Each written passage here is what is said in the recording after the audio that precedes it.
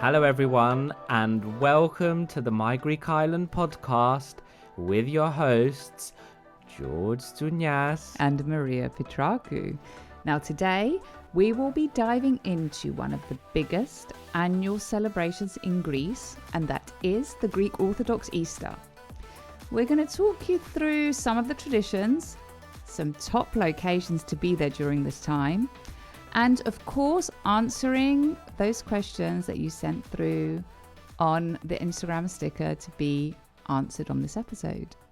But before we dive in to Greek Easter deliciousness and all the facts, for any of you that are not following us on Instagram, you need to.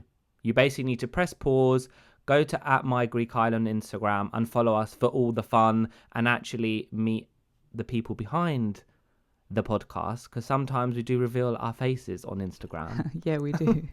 and also expose each other every now and then. And also, if you can, head over to the podcast platform of your choice to like and subscribe to the podcast, and maybe even drop a review comment. It does help us come back with more content and also reach a larger audience. So share the love, my Greek Islanders. And also, if you want a specific location covered, make sure you drop into our DMs, because we love getting your requests. And we also love that you're listening to us. So one thing I forgot to say, Maria, my godson and my niece listen to our podcast. So if you're listening to this episode, hello, Charlie, and hello, Lois. Oh, bless. Okay, so without further ado, let's get into today's episode. Hello, and welcome to another episode of the My Greek Island podcast, dedicated to take you, the wanderlust, on a journey through Greece. There are 227 inhabited Greek islands. Which one will you visit next? My Greek Island, with your hosts George and Maria.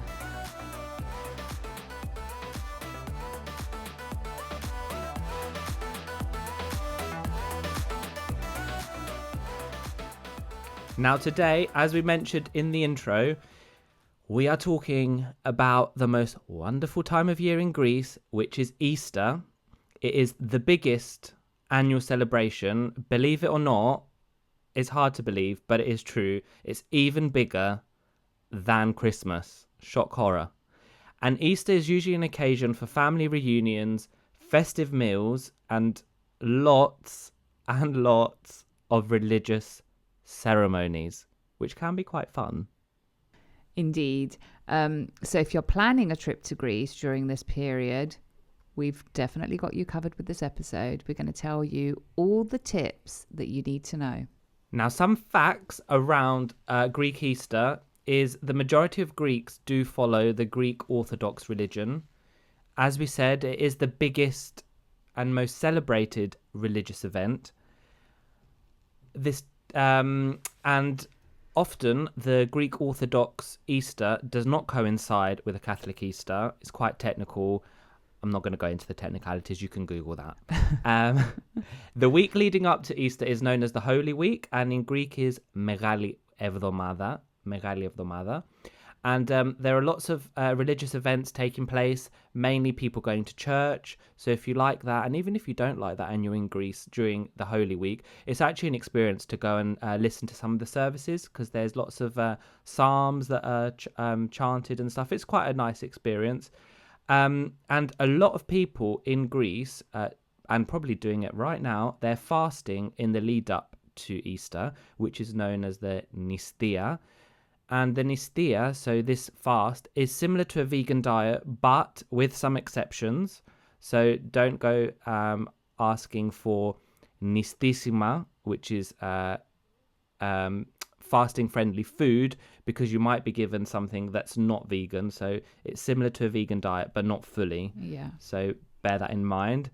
And I think finally, even if you're not religious, I would really recommend, as I said, going to a service primarily on the Friday or the Saturday night, because there can be it's a real cultural experience, and something that if you are there at that time, or if you want to plan to go to Greece during Easter, you have to kind of experience that. It's quite something. With a caveat, though, that the Saturday night one does go on until midnight, so brace yourselves, people.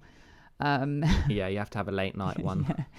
And the eating starts after midnight, which is something that I've always struggled with. But anyway, other than Easter, though, some other key facts is that other than Easter, the biggest event in Greece is probably the 15th of August, where everyone is at a beach somewhere. And that, especially if you're traveling during this time to Greece, on Easter Sunday, because the majority of the people are with their families, there are many shops and restaurants that are closed. And additionally, the locals do tend to visit their villages or the islands. Therefore, big cities like Athens and Thessaloniki will be very, very quiet and have limited options. So you do need to bear that in mind. And we will be touching on some of the most popular islands to visit during Easter.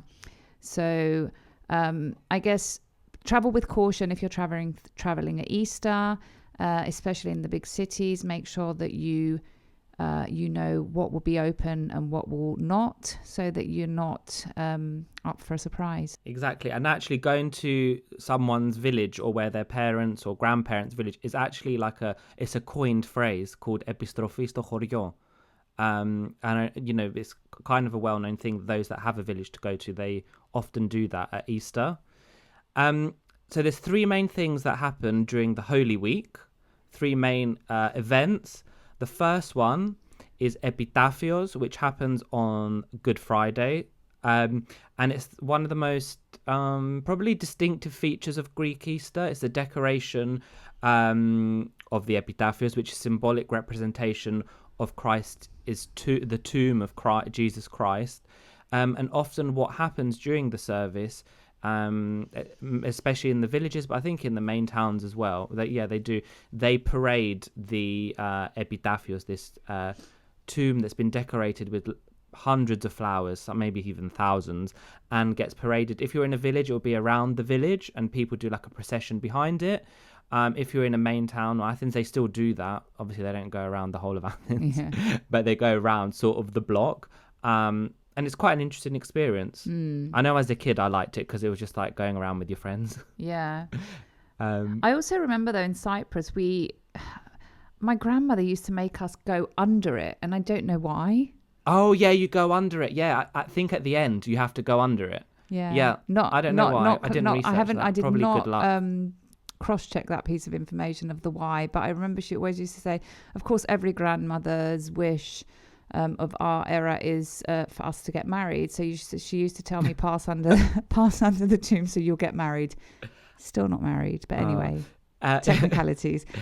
Go on, George. Then the second biggest thing, so I mean, obviously it is the culmination of Easter is on Easter Saturday at midnight. And Greeks will say to each other at midnight, Christos Anesti, which means Christ has risen. And we're going to tell you what to reply to that.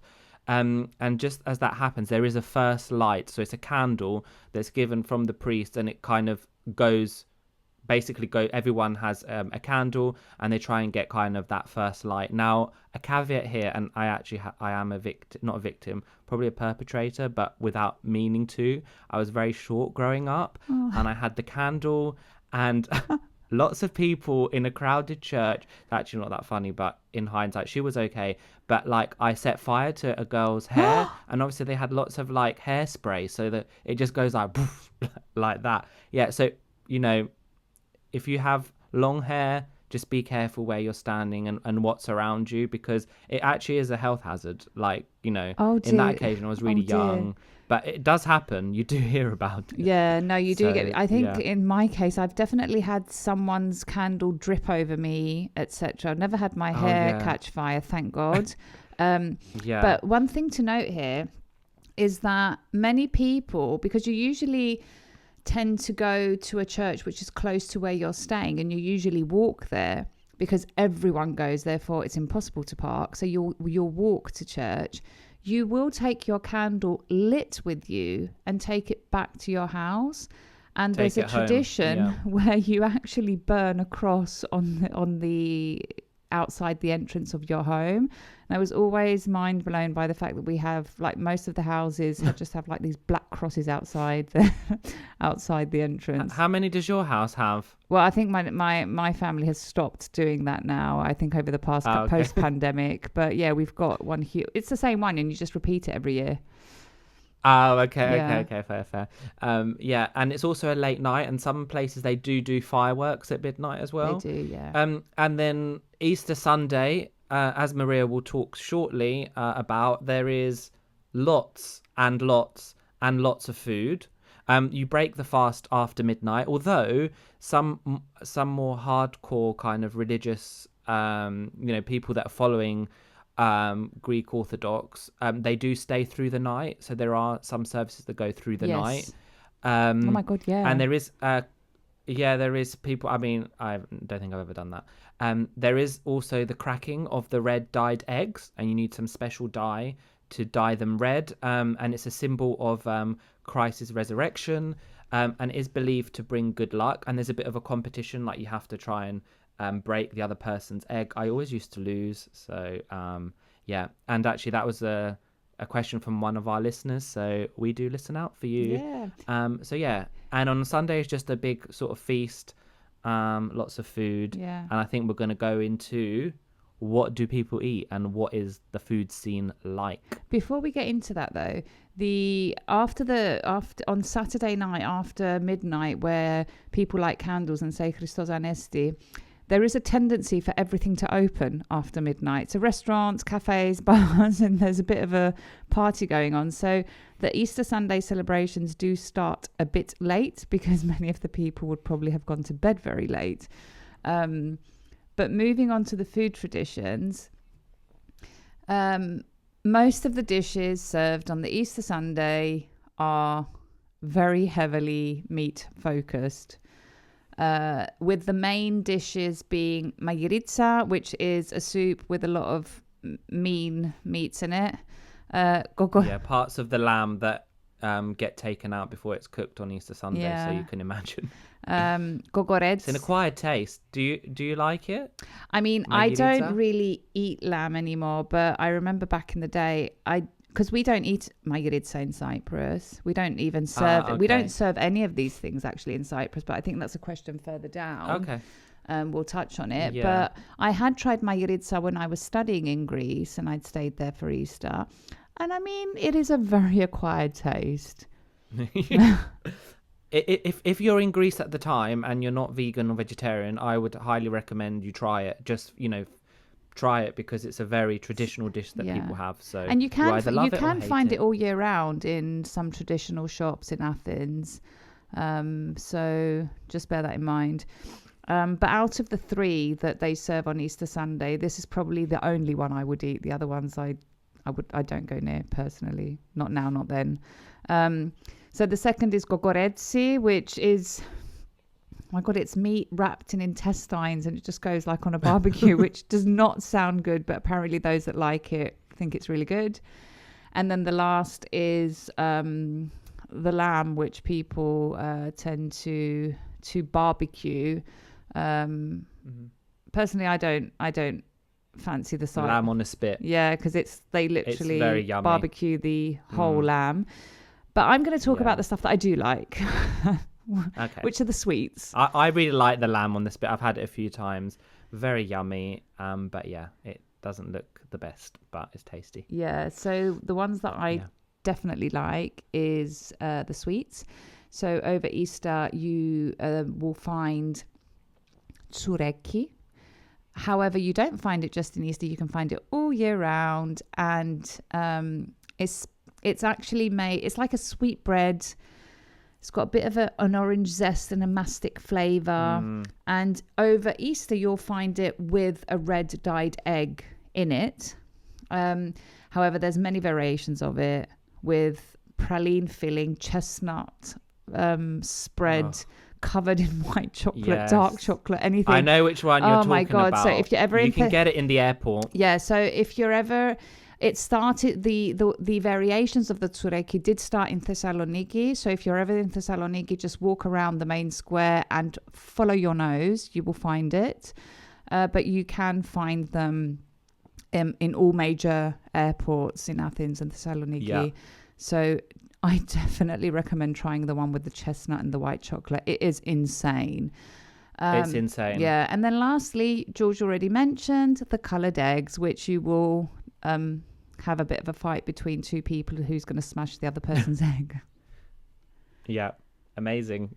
Yeah, all that food, Easter, tsureki, and also the ingredient of mastic, which is from one of the islands. It's a very specific and it's a And very only acquired, grows there, and we should different definitely taste. visit at It some only point in yeah, I mean, Chios. I said that to someone, and they were like, "It doesn't," and I was like, "I'm pretty sure it Yeah. only grows on Chios," but I stand to be corrected. But I mean, I'm pretty recently sure I was I'm right. reading that someone they did an experiment and they took it from Chios and they took it literally to Turkey, but exactly opposite Chios, and it wouldn't grow.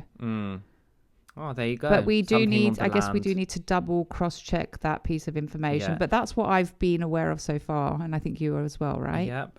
And for you, yeah, and for those of you listening, we did mention it on the bar one. Do you remember about shotting, having a little shot of mastique Yes. or like a liqueur? Yes. Yeah.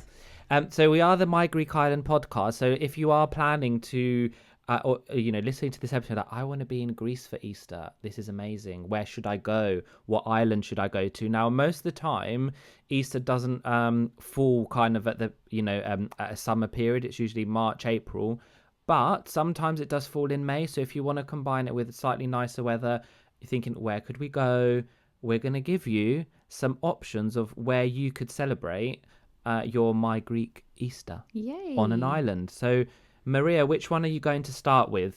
So I'm going to start with the most iconic Greek island, which is Santorini. And we have mentioned this, so definitely head over and listen to the episode about Santorini, which is in season 1 of the podcast. And the most spectacular thing to do in Easter in Santorini is to go, or if you're lucky, stay in Pyrgos, the village of Pyrgos, which is one of the island's oldest villages, but also one of the most picturesque villages. And they light the entire village with colourful lanterns and candles. So it's an absolutely beautiful setting. And no matter where you are, if you have an optical vision of Pyrgos, you will see it lit up, and it's absolutely beautiful. And two friends of mine and very huge followers of the My Greek Island podcast are heading there. So Melina and Mario, we're hoping that you're going to tag us with some amazing photos that you will have from staying in Pyrgos. So George, I'll hand over to you. Yep. The next one is the island of Hydra. So you might, when you read it, you might pronounce it Hydra, but it's actually Hydra. It's actually very close to Athens. Well, relatively close. You can get a boat there. The island actually is famous for not having cars on it. There are donkeys, but yeah, I'm not sure I would take a donkey to go around it, but there are. But it's really famous at Easter because one of the unique traditions on Hydra is the Epitaphios, the crisis tomb that we talked about on the Friday. And on the actual Good Friday, it's carried through the streets and then taken out to sea.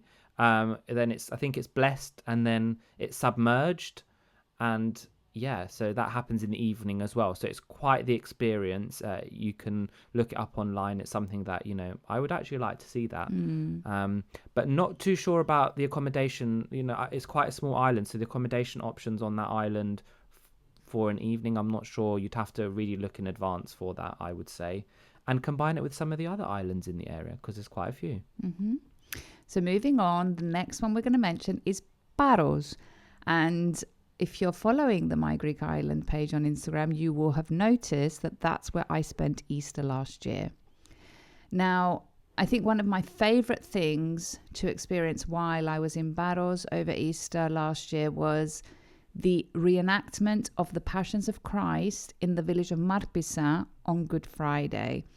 So you would literally walk through the streets and see people dressed in traditional costumes playing certain roles. It was very interesting.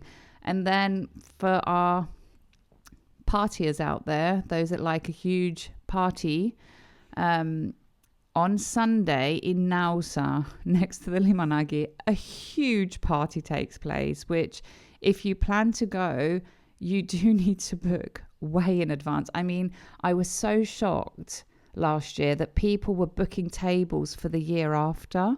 So it's quite a party scene, quite a party scene. Yeah.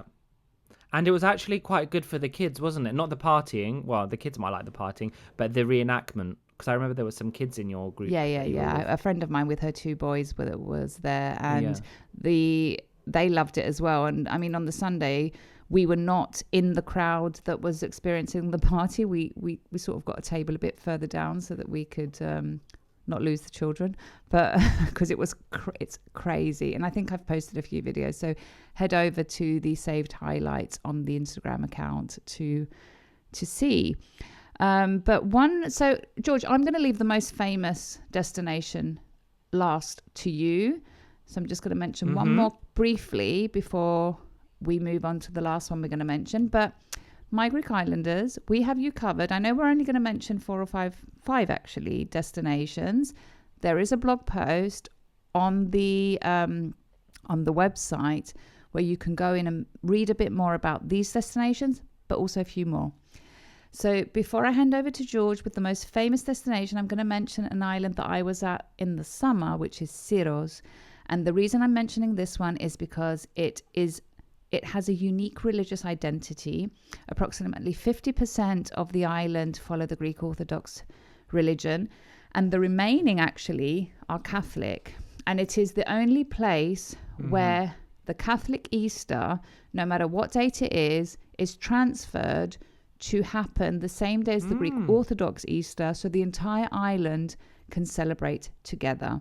And once again, it is a very easy island to get to because it has direct flights from Athens, domestic flights from Athens, and it has loads of boats going into it. So a quite easy island to reach. So Yorgo, I will hand over to you for the last one. I really like the fact that how they coexist, the two sort of sections of the same religion, and the Catholic Church celebrates the Orthodox one. That's really like. And if you want to hear more about Syros, we also have an episode on that one too. So do head over and listen to it. I think it's in season 3. Yeah, I think so. Yeah, it was season 3, definitely. Now, one of the most popular islands to spend Easter is a larger island on the Ionian. The island is Kerkyra, which is also known as Corfu. It's probably one of the most well-known destinations to celebrate Easter in Greece, and lucky if you are from that island. The unique experience there is with the famous tradition of Stamnes, which takes place on Holy Saturday, so the big Saturday, they call it in Greek, at noon. Locals have basically decorated their windows with red flowers and badges, and then they throw clay pots filled with red ribbons from their windows, and that does feature quite heavily on social media. I think a few years ago it went viral because it's quite, it's not really seen in many other places. And the kind of the idea of it is to create this sort of earthquake that is like the one that occurred when Christ's resurrection from the tomb was occurring. And as we said about the epitafios, the tomb, that also happens on Good Friday. It's carried through the streets, and again, the locals throw pots and pans out of their windows to ward off the evil. And then on the Saturday, there is a mock funeral, like a mock procession funeral is held, where a symbolic figure of Judas is burnt. So it is quite the experience. It's one of the more accessible islands as well, and depending on the time of year, I think flights there usually start maybe April, May time, so it's more accessible for people looking to maybe go there from a European destination and fly there directly. Obviously, you'd have to check. So if it's the season has kind of started, you could be in for in for a good time there and a proper experience. And Corfu town is really beautiful. Yeah, it is. The So, architecture is just amazing. yeah. Okay, so before we close, as we said at the beginning of the episode, we did say that we were going to answer the questions that were sent in, and we're literally very unprepared for these. So we've just got a list, and we're going to do quick fire style, right, George? Yeah, exactly. Very, very quick fire. So the first question that we got, which part of Greek Easter rushing. Which part of Greek Easter do Greek expats miss the most when they're overseas? I think the whole traditions in the village, being in the village and Yes, me experiencing too. Easter in the village. Agreed. Yeah. I just think the general vibe. I'm not very religious, but I do like the cultural aspect and just how it feels in Greece at the Yeah. time. Another question. Do you want to read the next one? Yeah. So if you can roast your own lamb, if you can't, it must have meant if you can't roast your own lamb, what dish says Greek Easter best? So this one we asked my mum, Gilagi. Hi, Gilagi. Hi, Gilagi. Because she does love cooking, and her answer And the podcast. actually did. Yeah. She needs to come on the podcast. So her answer to this was very quick and quite witty. I have to give it to her. She said, the holy trinity of Greek cooking, which is olive oil, oregano, and lemon, with a slow roasted lamb or maybe another meat of choice, is always going to be a winner and going to scream Greece. That was her recommendation. If you can't put, like a lamb on a spit outside. I would also add. Yeah, I would add sureki and eggs. To be honest. Yeah, true. Yeah, but I think maybe this person meant like a food, like a dish, as in like a meal. But yeah, tureki and eggs do scream Easter. On the topic of lamb, do normal Greeks do Greeks normally all roast a whole lamb? Yes, the answer unfortunately is yes. Do you think? I don't know. No, they do. Do you think? They do. Oh, okay, fine. I would my answer to that would be like, do all Greeks smash plates when they go out? And that's a no. I mean, I don't know. No, My they family do. don't always do lamb. Okay. They Yeah, do. generally. I think the person said Many generally. families roast a whole lamb, and it's probably worth caveating here that doesn't happen in Cyprus. It's only in Greece. Yeah. So yes, they do. They do. And- I know that most Greeks don't smash plates, but they actually do roast a whole lamb at Easter. And what is Easter called in Greek? And how do you say Happy Easter? This is a good one. It's probably we're going to be doing it in our closure anyway. But Shall I leave that to you to answer? yep. So Happy Easter. Well, Easter is Pascha, and to say Happy Easter, you would say Kalo Pascha. And Maria, well, this one probably more for you. Can you tell us a bit more about what is popular in Cyprus at this time? As I know there are some differences. Is there any particular food you have in Cyprus, for example, for listeners that might be in Cyprus? So the lamb is actually not that common. It's becoming more common, but it's not that common in Cyprus. Historically, it was not common. When I was growing up, no one made lamb in Cyprus. So the mayiritsa and the gogoretsi and the lamb is not as common in Cyprus. Instead, after church on Saturday, we make another soup, which is usually avrolemono, which is effectively cheese, an egg and lemon soup, and some with a bit of rice in it, and sometimes includes chicken. And I mean, the Cypriots love a barbecue. So on Sunday, and every Sunday, and on Easter Sunday, they make a barbecue, which we refer to as shouvla. But there's one thing that I do need to call out, which is specific to Cyprus only. And instead of tsureki, we make something called flaounes, which is a cheese pie, and it has raisins in it as well. But my grandmother makes them for me without raisins because I don't like the combination of cheese with the raisins. So, but the traditional one comes with, so it's like a cheese pie with raisins in it, effectively, which is very, very famous over Easter. An acquired taste for sure. I'm not sure I like it, but yeah, every time I've been to Cyprus or my Cypriot friends, they love Flaunes. So yeah, shout out to you. And some even make it by hand. I know two of my friends, Iliana and Giliki, they actually make them each year. So wow. Yeah, I mean, my grandmother is still alive and she still makes them. So, but yeah, many people, I think in Cyprus, most people still make their own.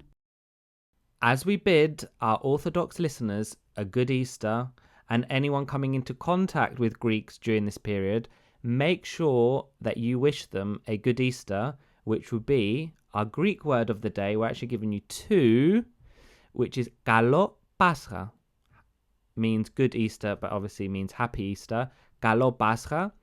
And if you do hear on the Holy Saturday, you will hear Greeks saying Christos Anesti, which means Christ has risen. Christos Anesti. And you can answer that by saying Alithos Anesti, which means truly he has risen. So if you hear someone say Christos Anesti, you reply Alithos Anesti. So we have Καλό Πάσχα, Christos Anesti, and the answer to that, Alithos Anesti. Now, are you ready for Easter, Maria? I'm ready. Although I'm not going to be in Greece this year, but I am ready. And I will be wishing everyone Christos Anesti. And just FYI, Christos Anesti is actually said for about 30 days post Easter Sunday. So Oh, yeah. it doesn't get outdated in case you want to use it later. Yeah, it's like the equivalent Happy New Year. You know, like Happy New Year at the end of January. Yeah. And like, that was okay for the first 3 days of January, but not at the end of Enough. January. Happy New Year. Enough.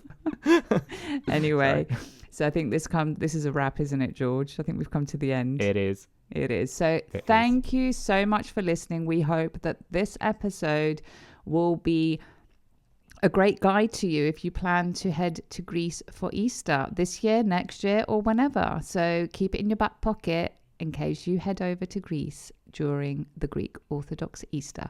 So thank you for listening. See you on the next episode. Γεια σας. Yes, as. Right, my Greek Islanders. This comes to the end of another episode of this podcast. Now you know the drill. If you like this episode, share it to share the love with the My Greek Island community, where everyone is welcome. And Don't forget to follow, like, subscribe, and all that jazz. And maybe give us a little rating from wherever you're listening to us from, so you are notified every time a new episode drops. And if you have any suggestions or requests, get in touch.